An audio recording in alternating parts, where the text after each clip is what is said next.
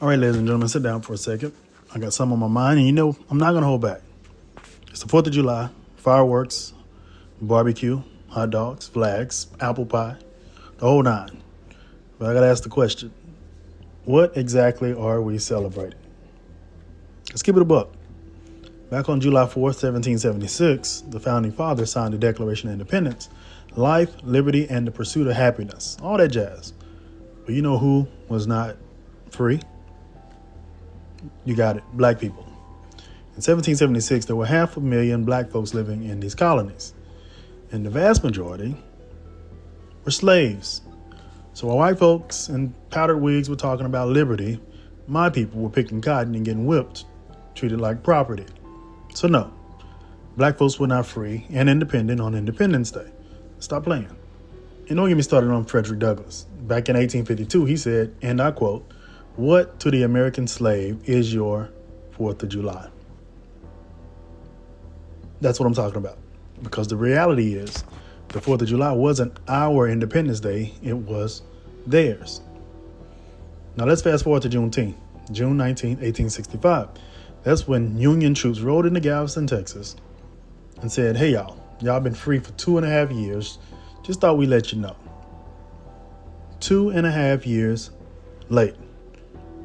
That's why so many black folks consider Juneteenth our Independence Day.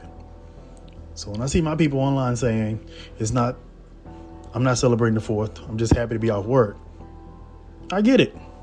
They're not being unpatriotic. They're keeping it real because America still struggles to properly recognize Juneteenth, even though it's been made a federal holiday since 2021.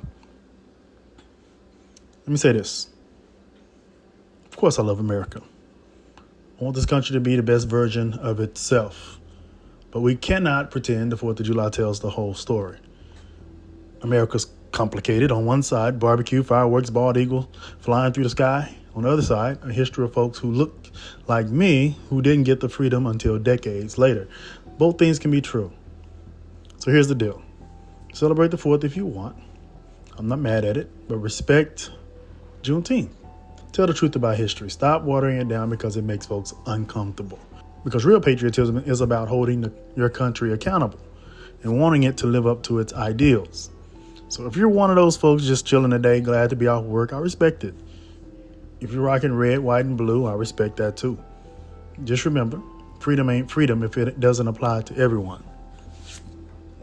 All right, fam, that's my rant.